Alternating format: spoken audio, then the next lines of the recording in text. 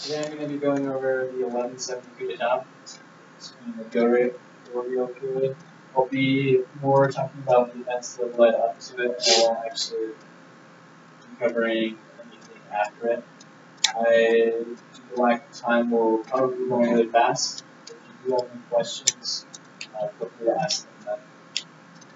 So in Korea, for the Goryeo period, it was pretty much all civilian rule except for this period from 1170 to 1275 century, during which it was actually military rule. By nature, Korea was pretty civil, didn't fight a lot, and only turned to the military when they needed help from foreign invasions or other internal strifes. So why was it that there were more of civilian led or that sort of oriented society? It's because of just Confucianistic ideals that predominated in Korea. Confucian scholars during the Goryeo period adhered to the views that they had during that period, and so in 1170 the military came and deposed the king and took over the government. They wondered, okay, what happened? And their thoughts on why this happened was that it was their king's fault. We don't. That it was due to his lack of moral character, which is extremely important in Confucian society. One historian noted, the essence of ruling a country lies in economizing the wealth of people. We don't build many ponds and pavilions through excessive expenditures and overworking the people. With his favorites, he did nothing but seek his pleasure. Among his counselors and of state and remonstrating officials, none could caution him. In the end, it brought his banishment to Kojay Island. This was fitting. Another scholar noted, if Ujong had sincerely sought loyal and honest people, then definitely his government would have been good and praised by later generations. Unfortunately, the people he listened to were flatterers and manipulators. In appointing officials, they stressed reasoning and poetry and neglected political discussion. In addition to the neglect of his duties, Ujong's emphasis on non-Confucian activities, his practice of superstition, also contributed to his mental position. So this goes into more of how King Ujong was focused more on people and just having fun partying all the time, and was listening to people who were flattering and not necessarily those who had the most sound judgment. And so to the Confucian scholar, it was clear that Ujong lacked morals, and as such, it was pretty much just that he should be put around. And this interpretation of how the coup of 1170 was actually unchallenged until about the 19th century. And it was about this time that one scholar, E. Yvette, pointed to the economic and social decline of the Central Army soldiers and the complaints that were heard.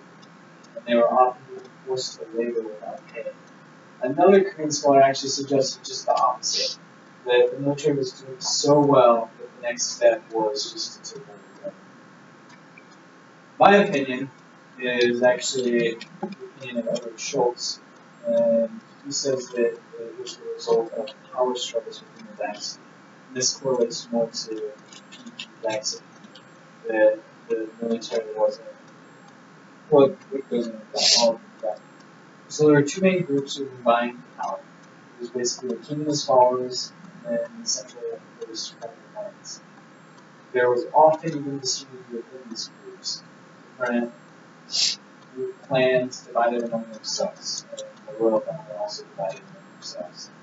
And so what happened is the military became arbiters. They come in and solve this problem, and this caused them to have greater interest in reform, and also caused the officers to quickly involve arbiters and rulers. When there was one scholar who stated that Korean kings during the Goryeo dynasty suffered from four major types of problems.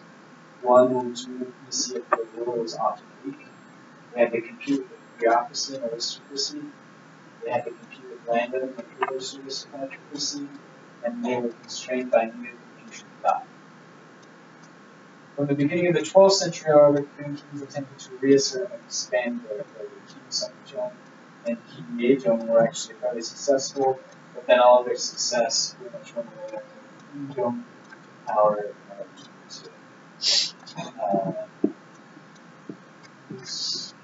this. Many of the aristocrats opposed King Yejong assuming power.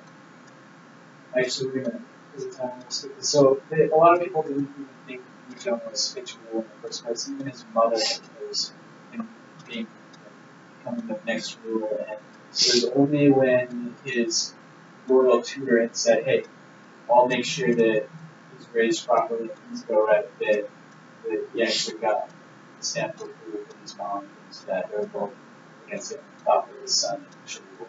So when he took power, he was actually worried that other people were going to contest that power, including his brother, and so he actually banished his mom, his brother, and a lot of other officials from the government.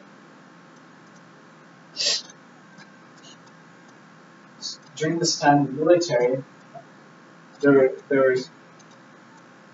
became more and more involved in politics because of the political struggles within, and they were being called upon to act as arbiters.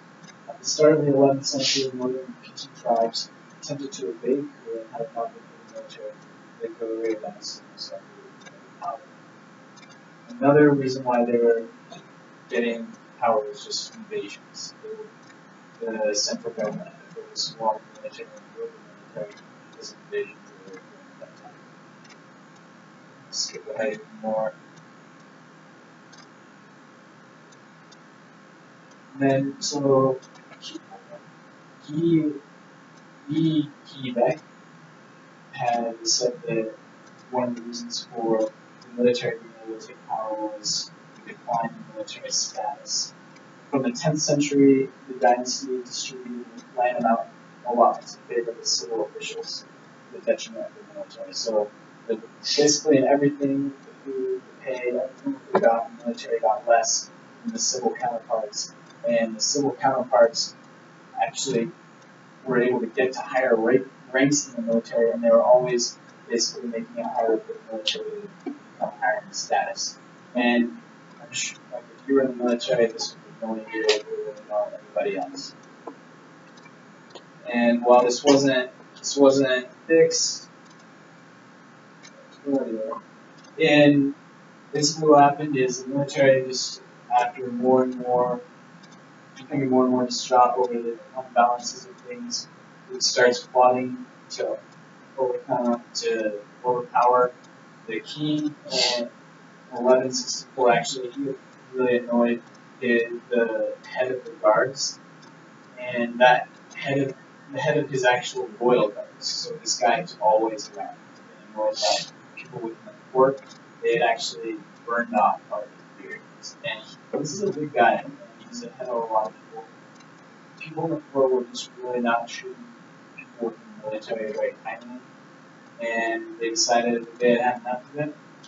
And it's being reported that in 1164, one time when the royal guards were out with the king and some of his court, just going around the country, they realized that just by themselves how easy it would be to kill the king, because they're just out by themselves and the actual armed guys.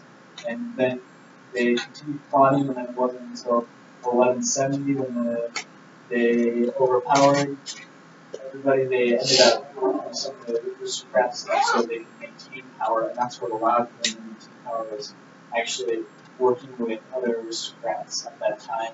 They banished the king, and that's it. Do you have any questions? All right. Thank you.